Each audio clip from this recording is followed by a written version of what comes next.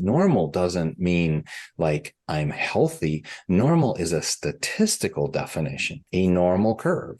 And so in a normal curve, the mean is at the top, is at 50%. And at 2 standard deviations, which is 2.5% on the bottom side and 2.5% on the top side, that's considered not normal. It's not within the normal bell-shaped curve. Well, if you look at Americans and cholesterol, for example, and you plot it on a bell-shaped curve, well, that would mean that the average would be 250 and normal would be anything from 150 to 450. Well, that's not healthy. No. And so, and especially then even when we work in the diagnostic arena that I did, it's like, well, how do you find healthy people to actually do the testing on to determine a healthy range? Welcome back, everyone, to the Smarter Not Harder podcast. It's my pleasure to be with you here today as we talk to a person who's become somewhat of a mentor to me over the years and is very well known in the world of medicine. But you're back at the Smarter Not Harder podcast. You're home to 1 Cent Solutions to Life's $64,000 questions. And what are some of those $64,000 questions that I get the pleasure of tackling today? First, we get into health testing. Over the past couple of years, and frankly, at least since I've been in this space, the number of health tests available has increased almost exponentially. If I had data on that, I'd be able to prove it. But how does one, as both practitioner and patient, evaluate which health test to take? And how do you evaluate which ones are accurate so you avoid somewhat of a Theranos type situation? We get into gut health and gut health testing. What tests are worth it? What tests still need a little while to play out? And how do you evaluate those tests to determine really clinical recommendations for somebody who's looking to optimize gut health? We talk about wisdom of the elders and what that means. And finally, we round off with a discussion on long COVID, which is seemingly everywhere in the headlines today. And I'm really glad we got to it. But who is my guest today? And as I alluded to earlier, I'm just absolutely thrilled to have him on the podcast. My guest is Dr. Patrick Hanaway. And for those of you watching this on YouTube right now, aside from clicking like and subscribe, you're going to notice that I am reading his bio, and that's because his bio is so long and full of a lot of accomplishments over the years. Dr. Patrick Hanaway is a board-certified family physician trained at Washington University. He served on the executive committee of the American Board of Integrative Medicine and is the past president of the American Board of Integrative Holistic Medicine. For the past 20 years, he's had a clinical practice in Asheville, North Carolina with his wife, and it's called Family to Family, Your Home for Whole Health in Asheville, North Carolina. Dr. Hanaway served as the Chief Medical Officer for Genova Diagnostics for 10 years, and he became the Chief Medical Education Officer at the Institute of Functional Medicine, where he oversaw the development and implementation of IFM's programs around the world. In 2014, Dr. Hanaway worked in close conjunction with the Cleveland Clinic to establish the Cleveland Clinic's Center for Functional Medicine, and he is an initiated indigenous healer by the Huichol people, and apologies if I pronounced that a little bit wrong, of the Sierra Madres in Mexico. He regularly holds community fires, leads ceremonies, and offers traditional healing sessions. So there's a lot we can cover here today, and I know that we could have gone on for at least an hour plus on each of these topics, but we tried to provide both breadth and depth, along the lines of gut health, health testing, what an indigenous healer is, and then finally, long COVID. So I'll pause right there and we'll get to our conversation with Dr. Patrick Hanaway. Dr. Hanaway, Patrick, it's a pleasure to have you finally on the show after so many conversations. Thank you for joining. Thank you, Boomer. Glad to be here. So, Patrick, and I hope it's okay if I call you that. Oh yeah, for sure. One of the things that I haven't heard you talk about in previous interviews or podcast episodes is something you've shared with me in one of our conversations about your experience in Alaska. And first off, how does somebody who grew up in Wisconsin, went to medical school, Washington University, I believe, right? Mm-hmm. And then how do you take us through how somebody ends up in Alaska and then how that experience really shaped you as a physician? So yeah, when I finished my med school training, I went to do residency training at the University of New Mexico. I had a little interesting side year working as a advisor for the head of the state health department in Missouri, but we've never talked about that as a whole public health community conflict resolution process. That was great. But so I went to New Mexico and was very interested in working in settings of people in need. And New Mexico, there's a lot of people in need. I ended up spending time working in the Pueblos, the people there, doing some of my training on the Navajo reservation and spending time on the Zuni Pueblo. And I worked then with the Albuquerque Indian Hospital, working for the Indian Health Service after I finished my training. And, the doctors who were there, I was the youngest one, and they all said, like, if you really want to learn how to be a good doctor, you need to go to the bush.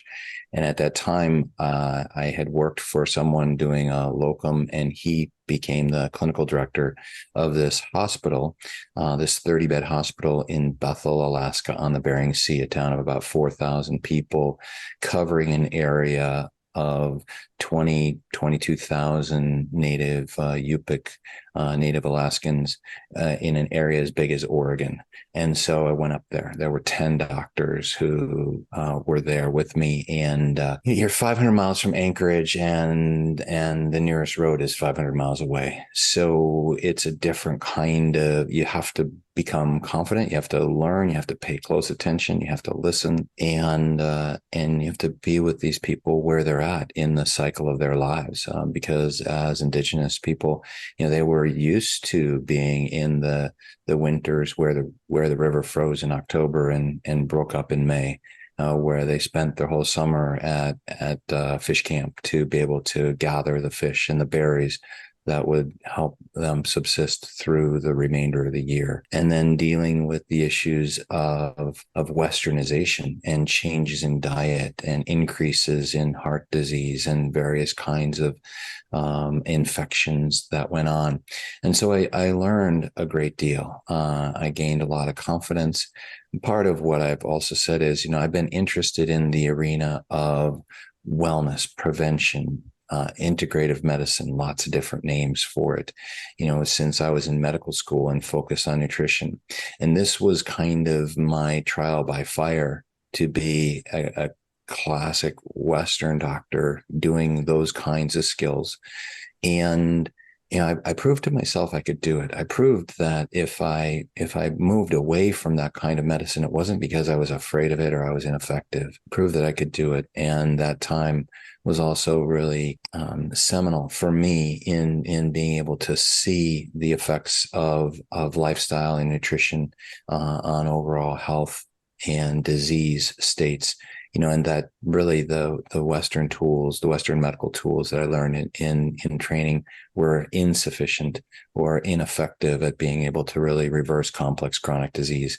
And so it led me to really double down on how do I bring that into practice as we then came back and were on faculty at the University of New Mexico for a couple of years before coming to Asheville, North Carolina, where we've been for the past 27 years. I really want to go into the topic of Indigenous people, and some of the areas that you've actually pushed me, whether or not you realize it, to study is sort of wisdom of the elders and how this may have come about during your experiences at University of New Mexico, et cetera. But I'm going to table that for later on in this conversation. Okay. Your time in Asheville, North Carolina, I believe what brought you there might have been a certain diagnostics company, but you ultimately... No, actually, I had nothing to do with Really? that. I didn't even know they were here at the time. Really? Right? I knew of them and I'd worked with them, but I didn't know they were in Asheville. Okay, so just real quick side question: how does somebody then go from Alaska, who grew up in Wisconsin, went to school in Missouri, New Mexico, et cetera, you end up in Asheville, North Carolina? It wasn't, maybe the New York Times was writing about it at this point, but what was what brought you? So my wife Lisa, who's also a doctor, who says hello, Hello, I said hi. She was finishing her training. She had just done 1 year of internship, and she had decided that she wanted to be in a place that would be a great place to raise a family. We had two two small sons at that time, 2 and 4 years old. And she said, let's find a place that we want to live and grow old together and raise a family. And we looked around, and there were some choices. There were some choices in Maine. And I said, I don't want to be in the cold. And we moved to Asheville, and we've been, happy here ever since. All right, that gives me some context. I actually didn't realize that that was the driver for you to move to Asheville. Very interesting. Again, another wormhole we can go down.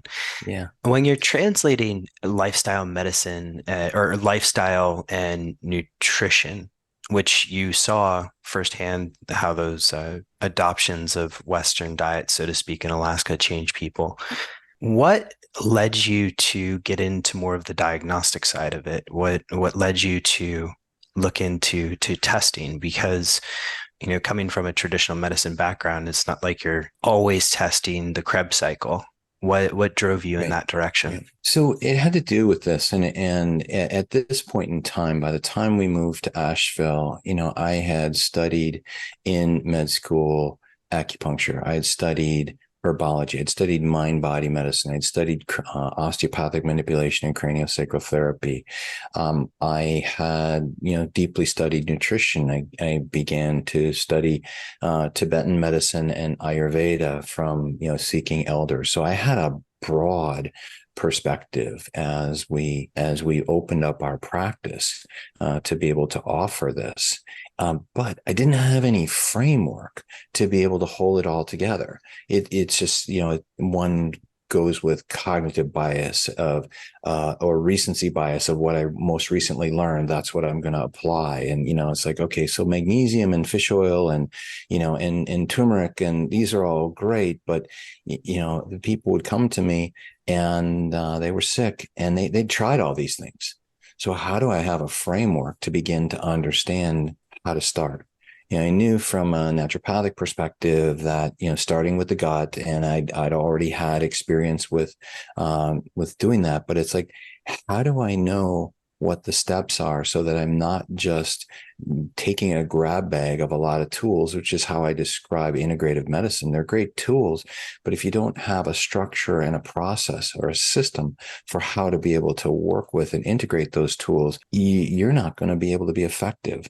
And so at that point in time, I was talking with people at what was called Great Smoky's Diagnostic Lab. I knew them. It's not a big town. And, and I said, well, can you teach me? Can I begin to learn? And, I learned from David Perlmutter and Jeff Bland and, Vince Marinkovich and Charlie Gant and, practitioners who were speaking nationally and internationally about it. And some of it I understood right away, and some of it because I'd had a study in nutritional biochemistry when I was in college and med school, but some of it I didn't understand at all. And so it's like, just help Carrie take me through this.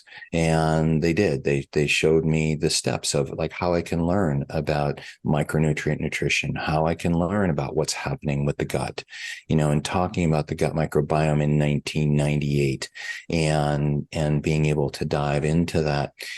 And I began to incorporate that in my practice. And it's like, oh, wow, this works. This is helping people that I haven't been able to help up to this point in time. And so it created a framework. So diagnosis, a dia is a way, gnosis, knowing. It's a way of knowing. How do I begin to see what's going on? And I began to develop my practice in that way. I was then invited by this diagnostic lab to say, would you do some studies with us, some case studies? And I did that, and it worked. And they said, well, would you teach other doctors about this? And I began to teach. And what I found was like what I had learned was totally leverageable. That the tools that I had were not just because I was a good doctor. They were good tools that helped me to be able to understand and shape, to be able to really not be random in the therapeutic approach, but to really be targeted and focused and personalized in the therapeutic approach. Okay, so that targeted, personalized therapeutic approach eventually led you to at least be on the team or lead the team to develop a metabolomics test called the NutriVal. Mhm. That test, or at least the way you've explained it to me before, do you mind just kind of taking us through how that test developed? And, was that the silver bullet that you're looking for, or, did that eventually lead to you investigating other tests along the Yeah. way? Well, certainly the need was there to understand, how do we determine what the phytonutrient and micronutrient needs for an individual are. And within the lab, which then became Genova Diagnostics, I was the chief medical officer, and we were looking at, how are ways that we can integrate these tools. And a client came to us and they said, we would like you to bundle these things together. And, in looking at organic acid testing and amino acid testing, things that can tell us about what's going on nutritionally and in the mitochondria and in various kind of vitamin and mineral pathways where these are cofactors that are necessary. And we looked at that and said, well, that's possible, but we don't have a framework to understand how all the pieces fit together. So we went into the literature. We spent about between 5,000 and 6,000 hours of staff time going into the literature and looking at every one of the organic acids that we could measure, every one of the amino acids that we could measure, and understand what the influence was based upon the peer-reviewed literature, and no animal studies to all human studies, everything from a case study to a consensus report. And we rated all that data and we put that together. And we once we gathered all that, then we used a fee-based algorithm to be able to parse out sort of low, medium, and high. We ranked what the relative need was for that. And then we reproduced it and showed that we could reproduce it. Now, I want to give big kudos in the whole startup process of this to a nutritional biochemist named John Pangborn, who had ideas of what this was and laid out some of the framework for it in organic acid and amino acid testing in the mid to late 90s. And we leveraged that. And I'd say he had it about 70% right. He was in the ballpark on it. And we worked and refined that to be able to really be able to create a tool that people could use to be able to understand what are the micronutrient needs, what are the antioxidant needs, what are the essential fatty acid needs. And even with that tool, getting some perspective on what are the needs in digestion and what are the needs in the microbiome. It wasn't nearly refined, but it was just a pointer. So now we had a test that could be used that could give a big picture view to a practitioner that they could begin to move forward with these tools to be able to apply a therapeutic approach. And it was well received. Well, thank you for creating it. I know I've taken a few of them in my life and have used those with various people as you mentioned earlier, in some ways, as sort of a benchmark or even framework by which to derive conclusions. Now, when it comes to, you have that test, of course, but maybe if we fast forward to today a little bit, Patrick, the testing landscape is quite vast. And oftentimes it is confusing for a layperson or even certain practitioners, right? It feels like you have to keep up to pace with the latest technologies, et cetera. When you think about frameworks or a testing framework for individuals or practitioners, maybe even using something like functional medicine today, what do you throw into that toolbox of testing? How would you, let's start with the toolbox first. Like, what tests would you look for as sort of a foundation? Well, we talk about the test here, like a NutriVal or a metabolomic type of test. Now, I've changed in my practice to actually work to change the diet first and get people and work with a coach and a nutritionist and help them to get to a new normal and then do that testing, because before I found I was sometimes chasing my tail because the dietary approaches that they were taking were actually correcting some of the imbalances that were there, and they didn't need some of the things that I was using. So I do wait on that. So a Now, question for you on that, Patrick, because and maybe this is there's probably some sort of bias that I am reflecting here, but for a person like me, I would take a test, immediately up front, and it sort of serves as motivation to go into that diet. But what you're saying is you found it more effective to start the diet first and then do the test. Is I that? think it's more cost effective, Of course, yeah. in that way. And there are certain people who are, show me the data before I do this, and others where I'm like, if you really want to, make the behavior change, the changes that are necessary to move towards health and well-being, trust me, we're gonna use this kind of approach. And then the dietary approaches, the nutritional approaches are targeted to based upon what the needs are. So I do that now, which is really probably just in the past 5 years. Even being at Cleveland Clinic, I would test right up front in the Center for Functional Medicine that we started there. But that's where I began to work much more closely with nutritionists and find out that they could leverage some pretty big behavior change that really helped move the dial for individuals. And then it allowed for that targeted nutritional therapy or that targeted supplements and herbs to really make a bigger difference, because you've actually, raised all the boats. So, the other big test that has been a part of my toolkit for a long time is stool testing, is microbiome testing, is looking at what's going on with inflammation and digestion, what's going on with intestinal permeability, what's going on, of course, with the microbiome. We find that the older tests that focused on culture methodology, pretty insufficient, because you were only getting a very small portion of the microbiota that are aerobic or facultative aerobes that could be cultured. So you weren't seeing a whole picture. You were kind of looking through a keyhole, making a estimate of what was happening. But dysbiosis was common, and so the treatment of it was helpful, maybe even despite the poor kind of I don't want to say quality, of the lack of refinement, the reliability, lack of refinement of the testing, right? So then we move into the age of 16S RNA probes, where we're able to get a bigger view of what happens, but we're also limited by the number of probes that we use. If we have several thousand different microbiota that may be in our gut, and it varies across all of us, measuring 32 or 50 different organisms gives us a better sense of what's happening. And even if they're the most common ones, we're maybe not even getting 50% of the picture, and so then we step forward into the age of looking at whole genome sequencing and metagenomics, and being able to really understand what's happening. And that's where I think the greatest opportunities are.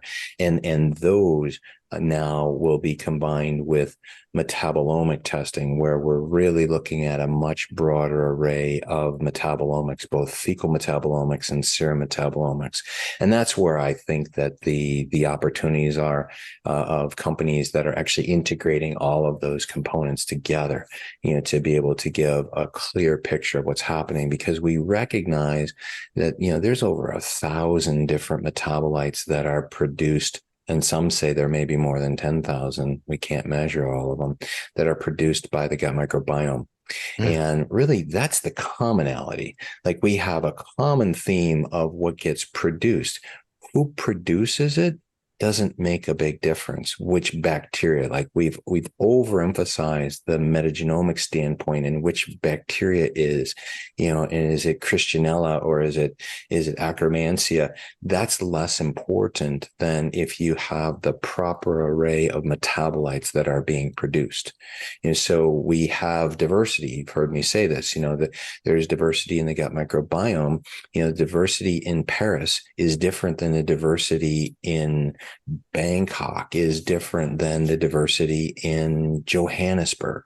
But there's a production, there's the functions of life and of living and of business and communication and transportation are all happening there, right? So what is being produced is what's important, and what is the common thread. And when there is an imbalance in that production, that's when we know we got to do something about it. So looking at the metabolomics, both those that are produced in the stool or in the gut and by the microbiome, as well as what's circulating in the body, those are going to give a much better picture of what's going on.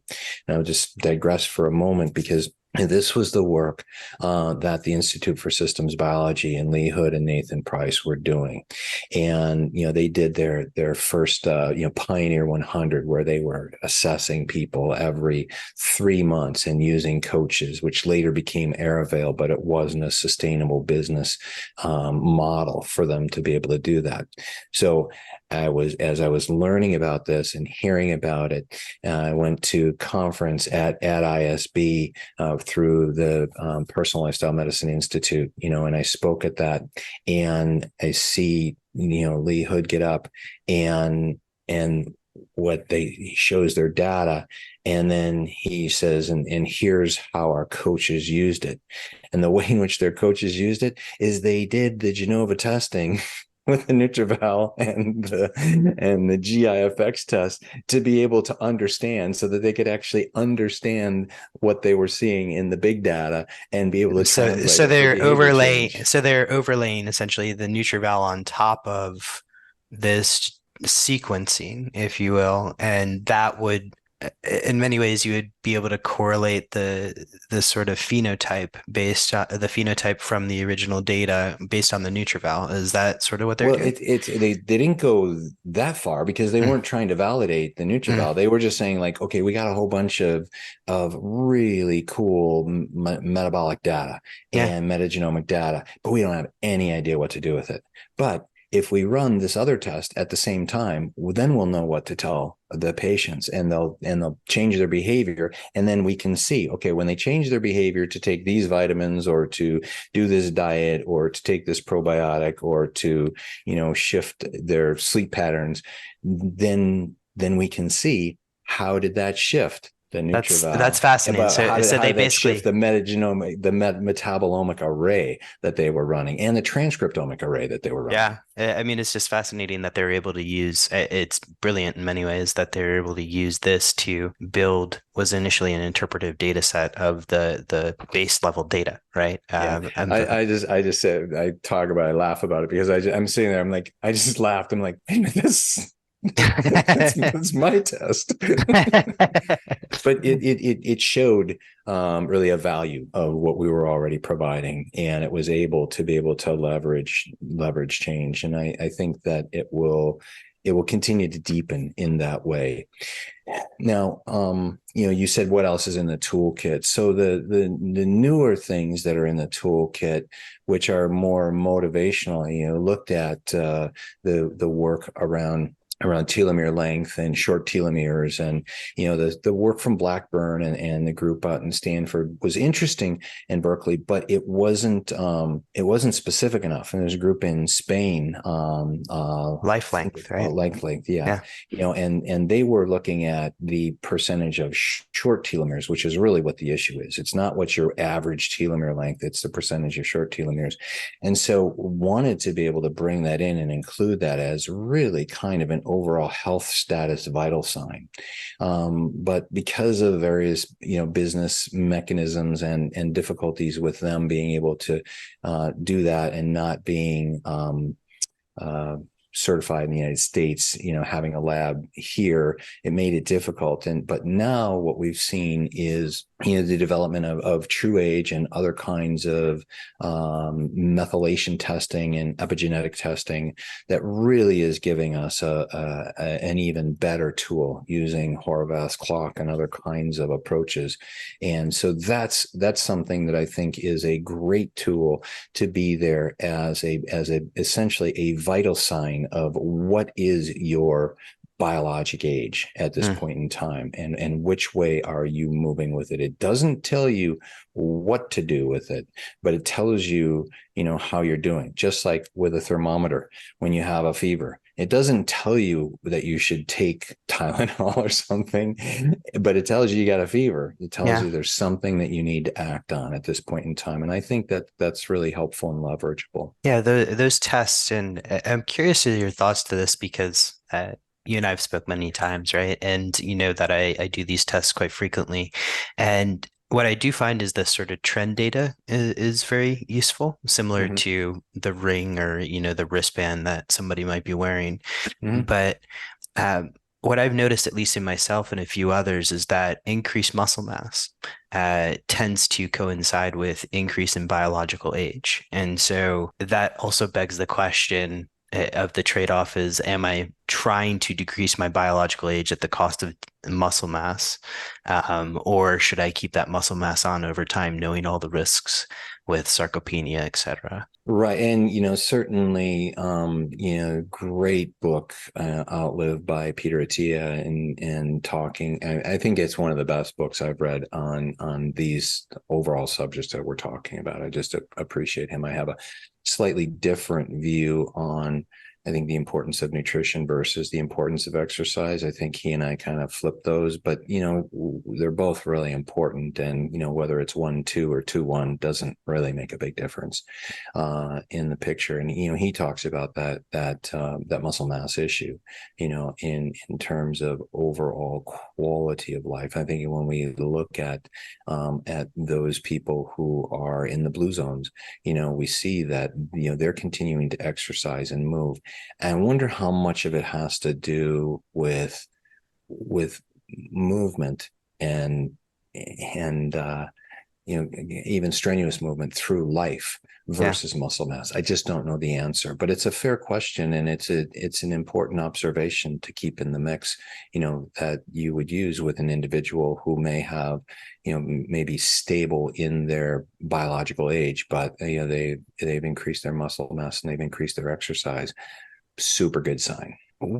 If I'm a person listening to this who is just coming to the diagnostic realm for a first time, other than the advice of please work with a practitioner, how do you look at evaluating these tests? Because the menu reminds me a little bit of sort of your takeout menu at your local Chinese restaurant growing up, right? Like there's so many different options.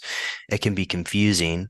And also, there, like any market, there's a lot of junk out there. How do you look to Yeah. evaluate these Yeah. various tests? It's an important question. And so one, we're talking about which tests in terms of biomarkers should I be looking at? So there's a whole conversation there. And then there's who's performing the test in being able to do that. So let's go to the biomarkers first. And I want to just tell your crowd here, like, that's how I met you.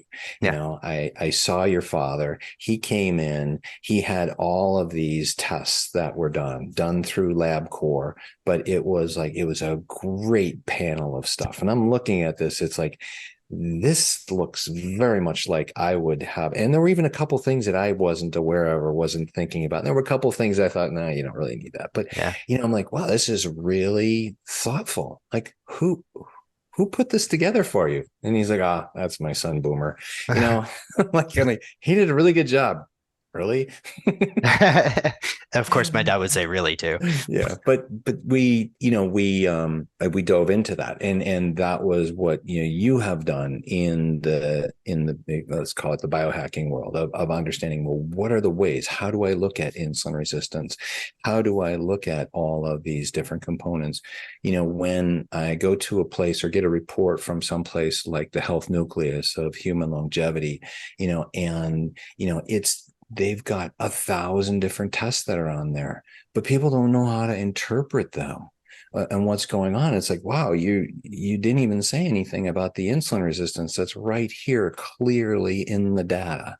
You didn't say anything about the potential for toxicity with this elevated GGT that's right here in the data. You didn't say anything about the B vitamin deficiency that's noted by the elevations in MCV and homocysteine levels, because they're in a normal range, right? So we would just riff on that for a minute. Yeah, please do.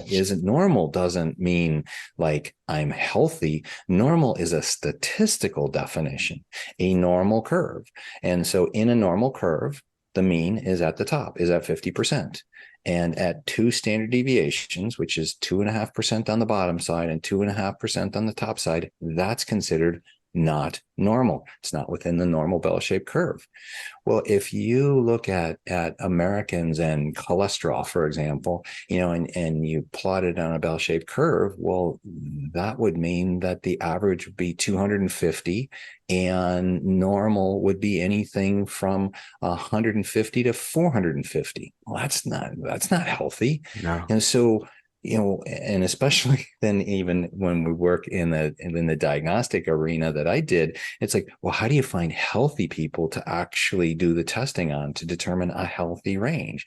And this is something that some of the more advanced microbiome companies are doing at this point in time, is they're really getting truly healthy controls to say, let's look at you as putting together a range of optimal. So within normal, we can see that, when the thyroid stimulating hormone is above 2.5, it's a problem. The data shows that clearly, but the lab tests say anything from 0.5 to 4.5 is normal. But there's a whole group of people who have some abnormal issues that are going on, between 10 to 15% of the population. And you can see that. So there's that. There's which test do you use and how do you integrate that together? And for there, I find that, some of the educational resources that are out there, metabolic medicine, functional medicine, are really looking at those kinds of questions to say, what are the tools that are there? And it depends upon what you're looking at diagnostically. So when I'm looking at cancer patients, there's a specific panel that I'm looking at of like, how do I optimize the terrain? And is there any evidence of low-grade inflammation that's coming back? When I'm dealing with someone with autoimmune disease, there's a different set of things that I'm looking at. So there's standard testing that we can get through Quest and LabCorp and Cleveland Clinic and Mayo and ARUP. And actually, I try to do as much of that testing as possible because it's going to be covered by insurance for people, and have panels that I work with to be able to get a good baseline picture of what's going on. Then when I need more refined testing for personalization, I'm looking at testing that's looking at metabolomics. And right now, I think the best thing that's out there is the NutriVal at this point in time still. I think it will be surpassed as we deepen our metabolomic understanding. But it's kind of a wormhole to go down to talk about how reference ranges are made by Metabolon and others, where you're not really measuring every single thing. You're measuring like 20 things, and then you're measuring everything else in comparison to that. Yeah. And so it's not as refined, and it actually doesn't meet the CLIA and CMS definitions of being a validated test. So there's that. So when I'm looking at refined testing or some of the new testing that's out there, the very first thing that I do is I say, well, show me your data, show me what's the test and what's it based upon. And I read through that. Now I have some capacity in that arena that's different than other people, but what I'm looking for is, can they show me that their testing is reproducible? Yeah. They got to show me some data that shows that. Then if you and I, Patrick, sorry to interrupt you and I have talked about this a little bit. And if we're looking at like a statistical marker, is it coefficient of variation, or is it something? Yeah, it's called the CV, the coefficient of variation. So any like the tests, like let's say glucose or cholesterol, they are standardized to have a variation of 5%. So 5% is normal, which is always why I laugh, when when the oatmeal company says eat oatmeal and it drops your cholesterol by 4%. I'm like, that's really? It's in the range of variation of the test. But so then standardly it's 10%, and for lab developed tests, kind of new tests that are developed that are not FDA approved, and it's okay to do that, but they have to have a coefficient of variation of 20% or less.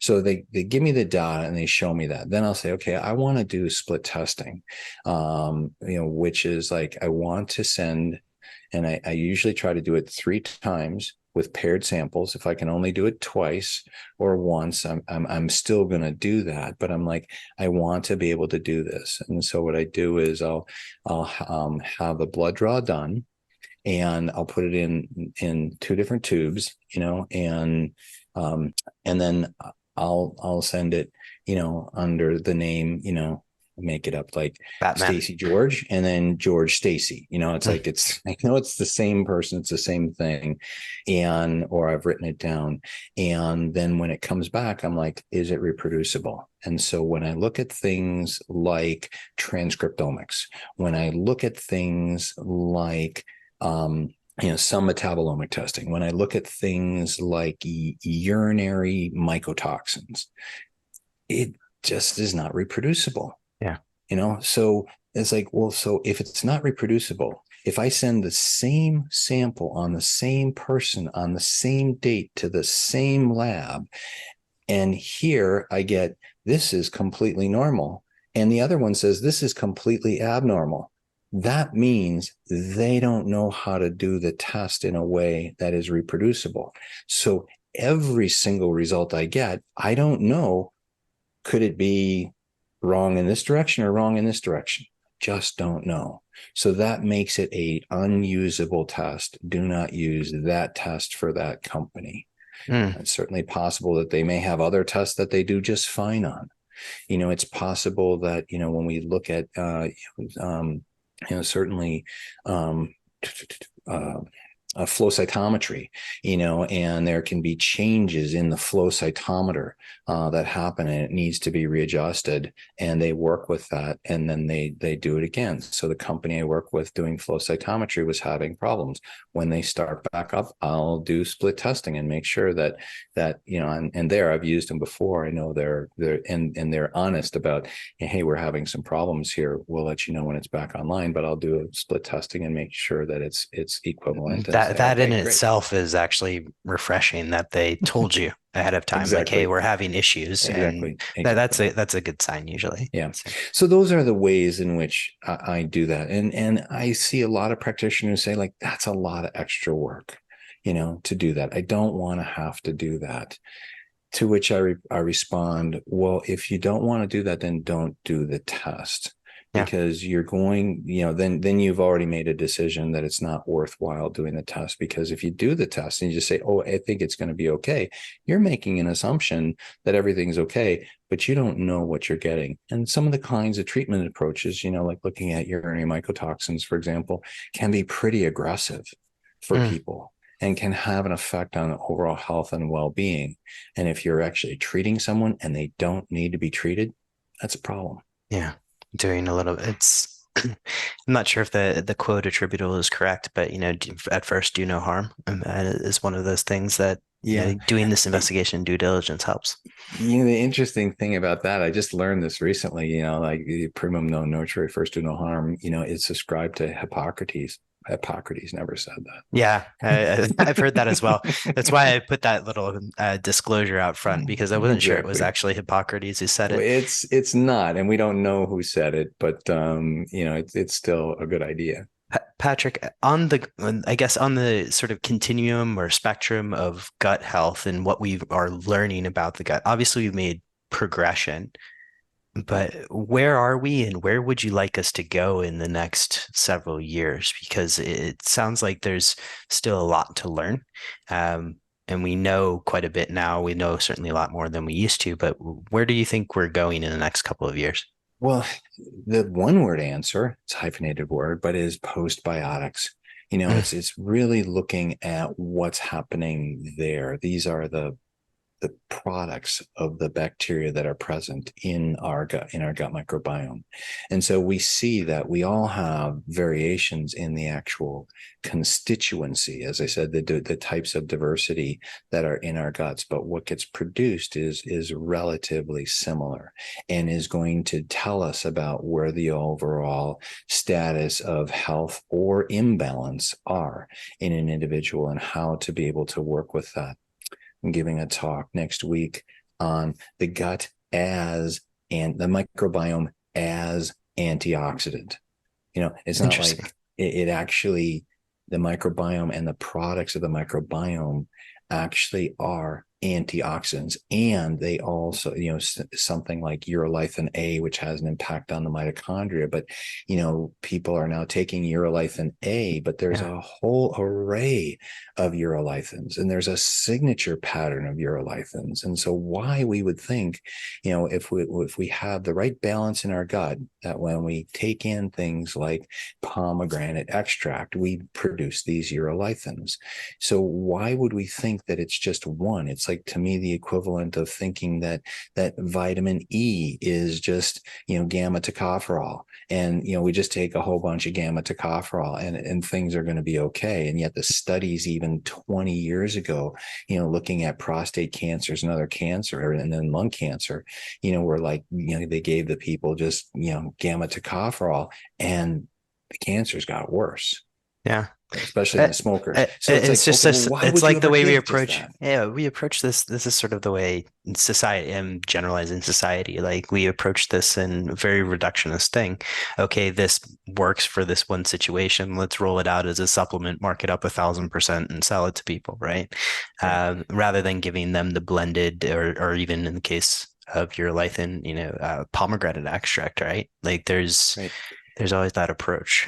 Yeah. So just back to that, you would want to take all the mixed tocopherols, and you would want to take the tocotrienols, because that's how it comes together in food, and that's what our body is set for.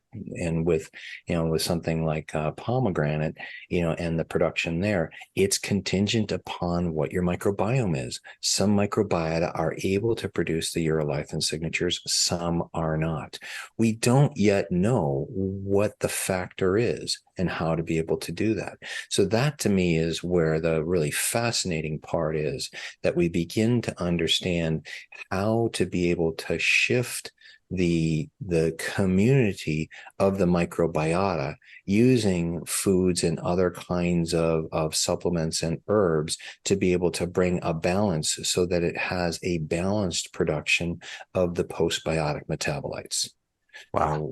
Ways that this is done, there's a couple companies that are doing things where it's like, well, let's just give a small group of really healthy people who are exercising and don't have genetic predispositions for other diseases, let's give them healthy foods and make sure they exercise, and make sure they're not going through significant psychological issues of grief, and let's harvest their microbiome, or let their stool and the postbiotics that are there, and use that as a way to begin to introduce balance. Fascinating idea. But that's why I think that the intermixture of understanding what's happening on the postbiotic realm, what's happening on the realm of circulating metabolites and metabolomics, and then combining that with a whole genome sequencing, so that we can understand, when I say whole genome sequencing, what I mean there is that we're measuring every single bacteria that's present in your gut. We also have the capacity to measure the parasites and the worms and the viruses. We haven't even gotten that far yet. Yeah. It becomes significantly more complicated to do that, but it will come. It will be there.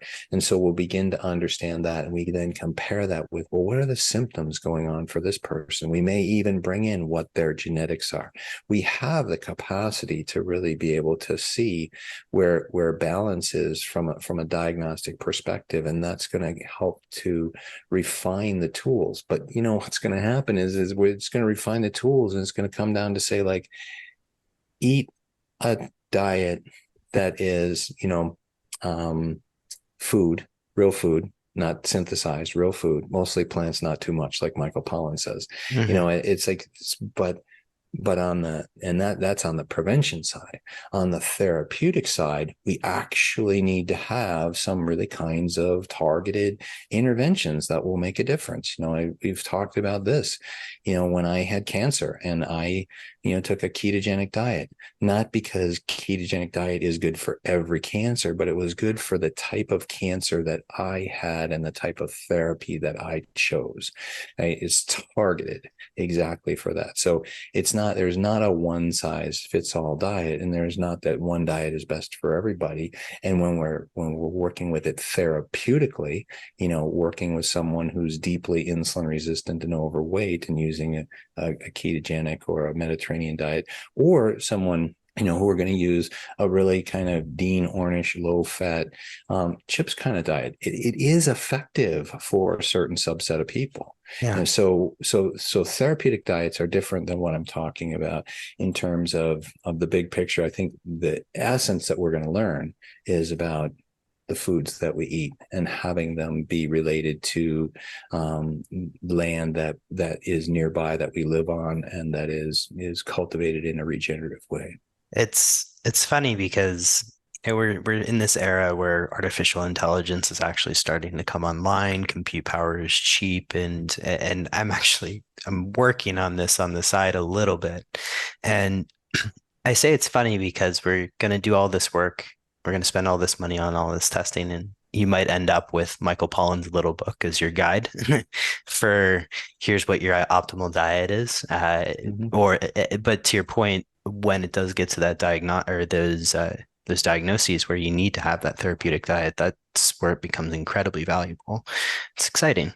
Yeah, and I do believe that the kinds of things that, as we start gathering the data that is around what's happening clinically for someone with their symptoms and with their functional outcomes, and what is happening with their diet, what are the foods that they're actually eating, and I think that actually microbiome testing is going to help give us a good understanding of what people are actually eating, probably better than a 3-day diet history. Mm-hmm. And then looking at the fecal metabolomics as well as the Sierra metabolomics, like those combinations are going to be, you're going to need the AI power to be able to look and see what the patterns are and how that integrates.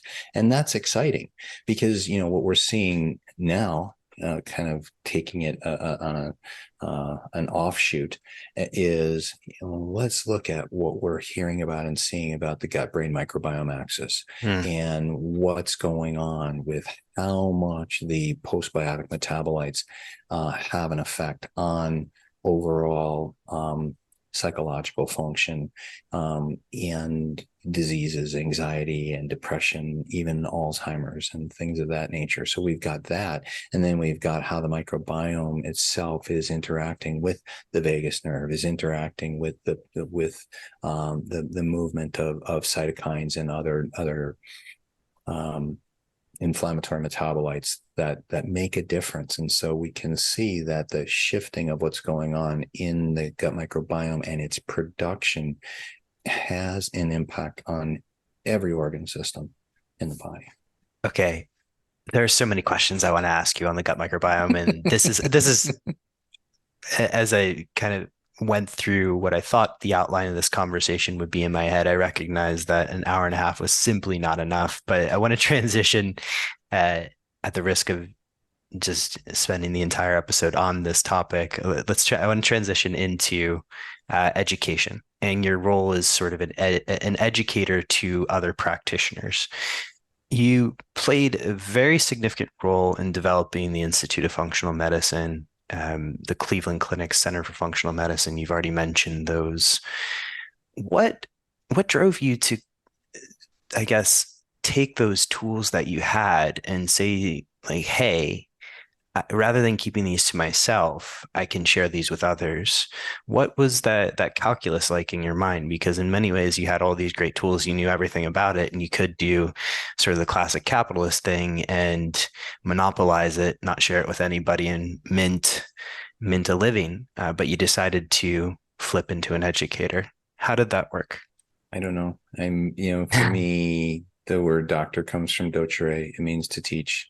It's like that's, and I love to do it. And I believe I have some gifts at it, and the gifts I have are in relationship to like, how do I simplify this so that I can understand it? Mm. And it's that quote I've shared with you from Oliver Wendell Holmes Jr. I wouldn't give a fig for simplicity on this side of complexity, but I would give my left arm for simplicity on the other side of complexity. And, that's it. It's like when you understand something really deeply, it becomes simplified. E equals MC squared is just 4 symbols, right? But it's Yeah. like, it's the universe.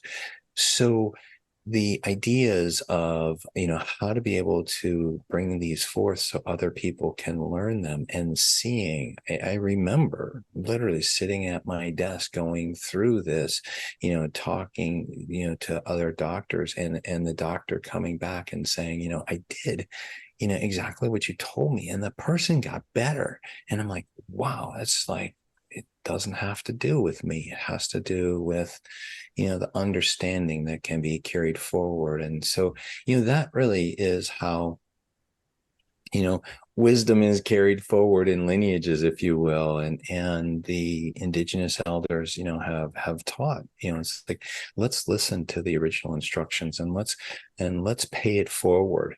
There's many times when I'm helping someone and they're like, oh, that's so great, can I pay you for that? And I'm like, pay it forward, help somebody else. Like that's a part of what my own personal DNA and mission is, of wanting to be able to do that. And I feel really privileged that I've had the opportunity. So when I started with IFM, I was actually working, and we had developed these biomarkers on the gut related to digestion and inflammation. And they were not really received by the GI doctors, even though the data was really good. And we went through and got FDA approval and AMA CPT code status. But, it's like, I want to be able to talk about these things to a broader audience. And as I was given an opportunity to do that, there was an understanding that I had something to be able to offer. And so IFM, kind of invited me to participate in the first wave of expanding their educators, and he became really involved at that point in time, and was fortunate, in my life. I can say I've just been fortunate to be, in the right place at the right time to be able to do it. But it's also, taking advantage of the opportunities that have presented in front of me. I never thought that I was going to, focus, a significant part of my career on the microbiome and on the gut. But what happened is that by doing that, it opened many other doors to be able to see a bigger picture and develop, relationships. So, example is, very early on, sitting down with Alessio Fasano and talking about zonulin in 2001, Wow. before anyone knew who he was or what was going on. It's like, oh, this is something that's really important here. And he saw what we were doing. It's like, well, what you're doing is important too.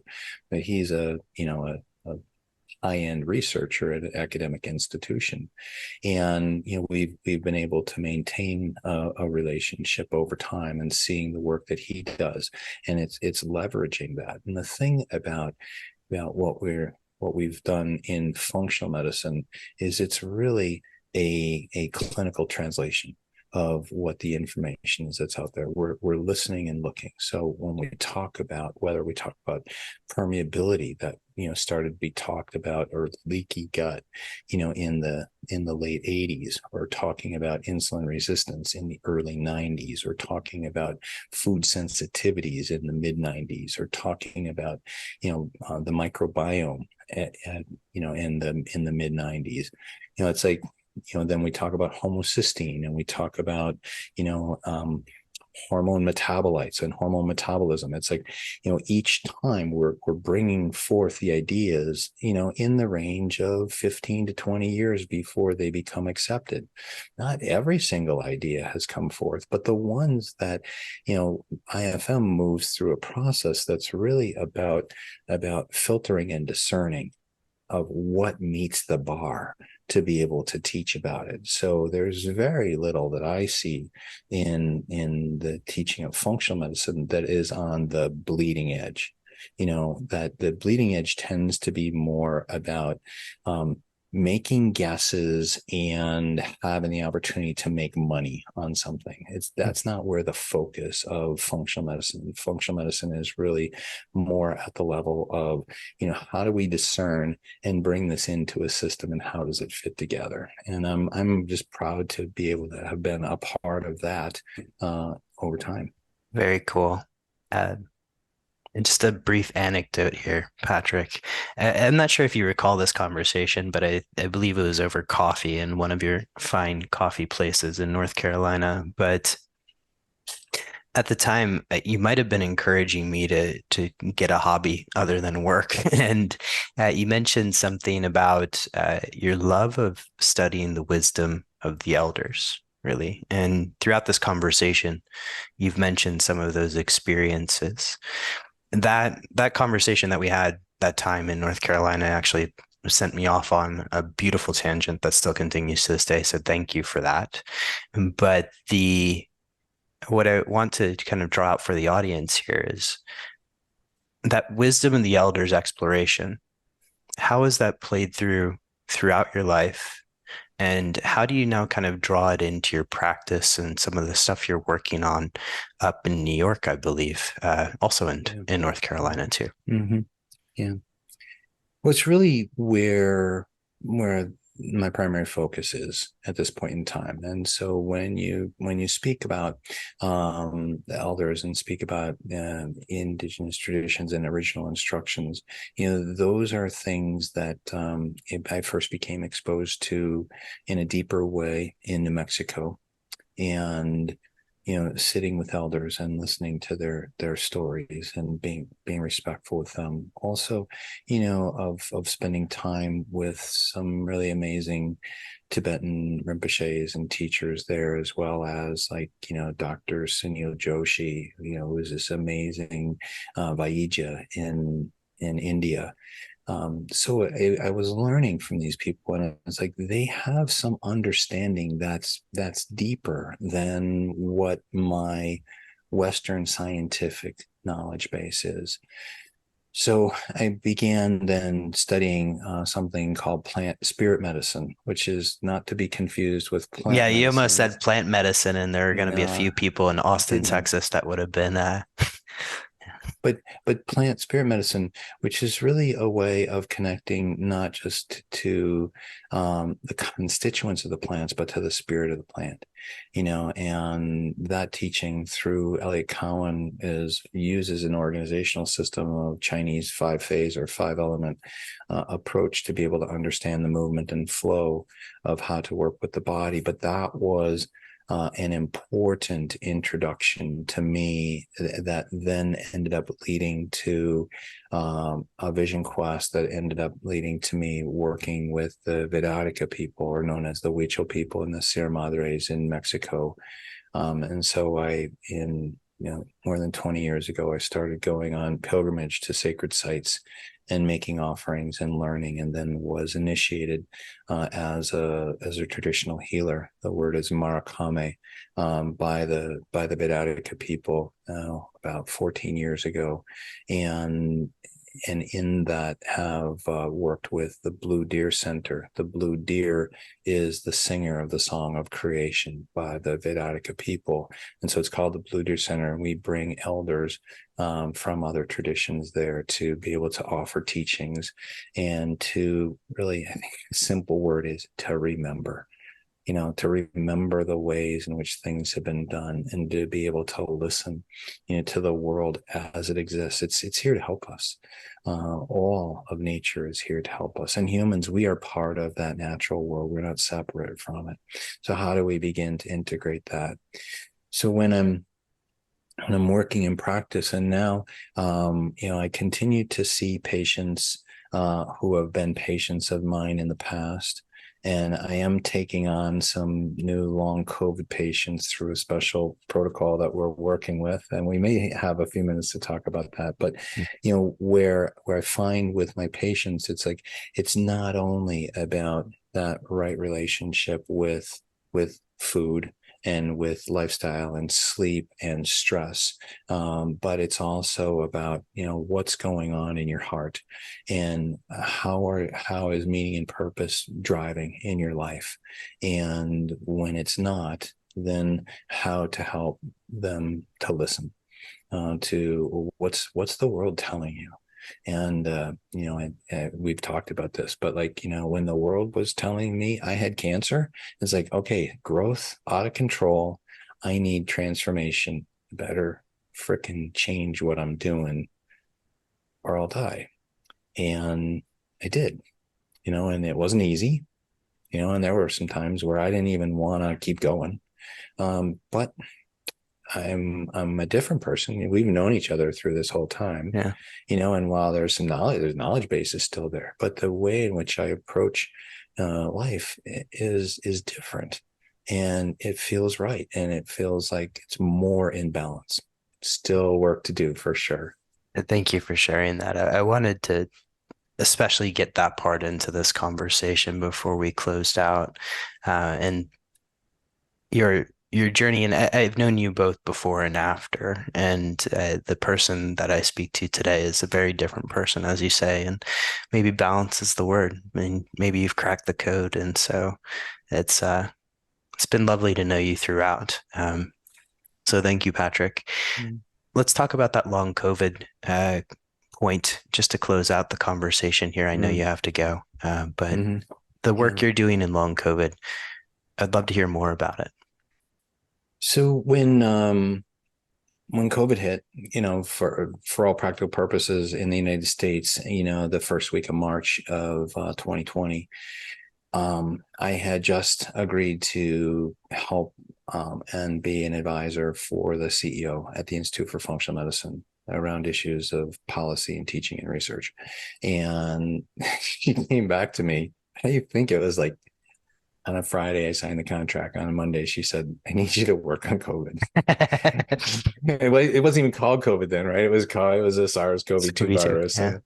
And so it actually was being called COVID by that point in time. But so I did this work that was about teaching about how do we help as practitioners, how do we help our patients, how do we learn, understand what the opportunities are, and we had to do it in a way that was very science-based and very clear, and not get the FDA and the CDC and all of them coming down on us about it. But it's like, hey, we're trying to help you be healthy so that if you get it, that you minimize the effects of it. But I recall this vividly, by April 2nd, we knew that the long-term sequelae of this viral infection would be huge, because it was more impactful even at that point in time, 6 weeks out from people who were having initial infection. And we've seen the course of history of post-viral illnesses that have emerged, and what do we call it, chronic fatigue, and and all the downstream symptoms. And with COVID, it's been that plus more, over 200 different symptoms. We can look at the epidemiology where 30% of patients will still have some symptoms a month out. 15% of patients will have 10 to 15% will have symptoms 3 months out. But particularly importantly, 2 to 4% of patients will have symptoms at a year period of time. Wow. Now, and those symptoms are debilitating in their life, and it varies. And while if you had a severe infection, you're more likely to have long COVID, a third of the patients who had 2/3 of the patients with long COVID had only mild illness in the first place.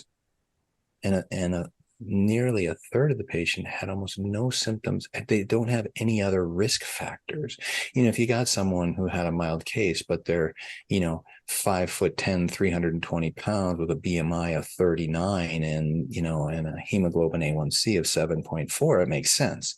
But when you've got someone who is, a 5'10", 162 pound CEO who exercises daily and who had a relatively minor illness with COVID and now is debilitated, like there's something there. So what we've done, working with a group called Health Innovation Lab, and they've put together a group of clinicians, and we've gone and we've looked at the research, and what we find is that there are 5 critical factors that are going on. There's damage. There's tissue damage that occurs. There's no doubt that mediated through the ACE2 receptor, which is present, more on mucosal cells, but on every different kind of cells, including on the vasculature. And we found ACE2 receptors on just about every part of the body, but there's damage that happens. And so we need to help mitigate that damage that's occurring. There appears to be some viral persistence that goes on, and whether that viral persistence is not necessarily the whole virome, but it may be a part of it. It may be just the spike protein that can be immunogenic in nature, but we need to treat that. The guess is that there's somewhere between 20 to 50% of the people with long COVID who have some kind of viral persistent or viral remnant that's going on. Then we also see that there's a chronic inflammation that occurs. We know that there's an inflammation initially through what's called the NLRP3 inflammasome that stimulates a chronic inflammatory process. And we have to work with that chronic inflammation that's going on. Interestingly, because we're focused there, the agents that we use are looking at Scutellaria bicalensis, or Chinese skullcap, because that specifically works there, and it also crosses the blood-brain barrier. So we have therapeutic recommendations. On the viral persistence side, we're using a product out of Tel Aviv called Tolavid. Tolavid is Gromwell root, or the Chinese name Lithospermum erythrorhizin. That is antiviral in nature, and it acts as a 3CL protease inhibitor. So that's similar to the way in which Paxlovid works, except it doesn't have the kinds of toxicity that Paxlovid has. And when we're talking about ACE2 mediated damage, we're also focused on what's happening at the level of the vasculature, because we see a lot of cardiovascular symptoms and respiratory symptoms. And so we're using an agent called arterosil, which is a remnant sulfate, a seaweed that actually helps as a regenerator of the endothelial glycocalyx. So that's the treatment there. We also look at what's going on with mitochondria. Interestingly, just last week, a week and a half ago in Ground Truths, Eric Topol talked about, the mitochondria is really important. And then it was in Medscape, who he's the editor of 3 days later. And then it's produced by, the NIH has another thing 3 days later saying all this research on the mitochondria. We've been talking about mitochondria since April of 2020, because that's the energy production. And we see that fatigue and cognitive decline and brain fog, which all are going to be energy and ATP related, are affected. So clearly the mitochondria is involved. And we see this triad that goes on between the immune system, the mitochondria, and the microbiome. And they're in dance with each other. So we focus on supporting the mitochondria, through B vitamins and antioxidants and support there. And then finally, we look at the microbiome. And the microbiome, we know that we can tell ahead of time, we can predict which people are more likely to get long COVID based upon where their microbiome was before they got COVID in the first place, before they got acute COVID. So we know there's something there, and we know there's a signature that persists. Frankly, we don't know what's the best tool to be able to modify that. We're working with different kind of spore-based probiotics and then prebiotics to bring balance back to the system. And all of this has to happen, just as I said earlier, around, rising tides lift all boats, that it has to be done within the context of a good whole food diet.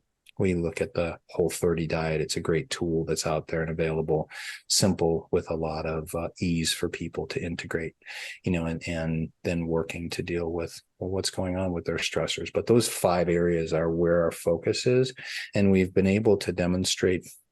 We've got a registry through the National University of Naturopathic Medicine that is, looking at outcomes measures, and we can show a full point reduction in the post-COVID function scale, a new measure that's been out for about 3 years, 2.5 years now, and looking at promise measures, patient-reported outcomes measures that show improvements across every domain. So there's improvement across depression, anxiety, energy levels.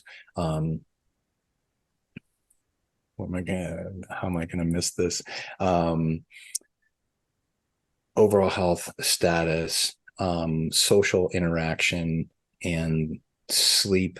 And there's one more that I'm forgetting right now, but we're seeing improvements, and so we're working to teach doctors about this kind of approach, that there is hope. Patrick, this has been an absolute pleasure. I know you have to run because we've come up to time.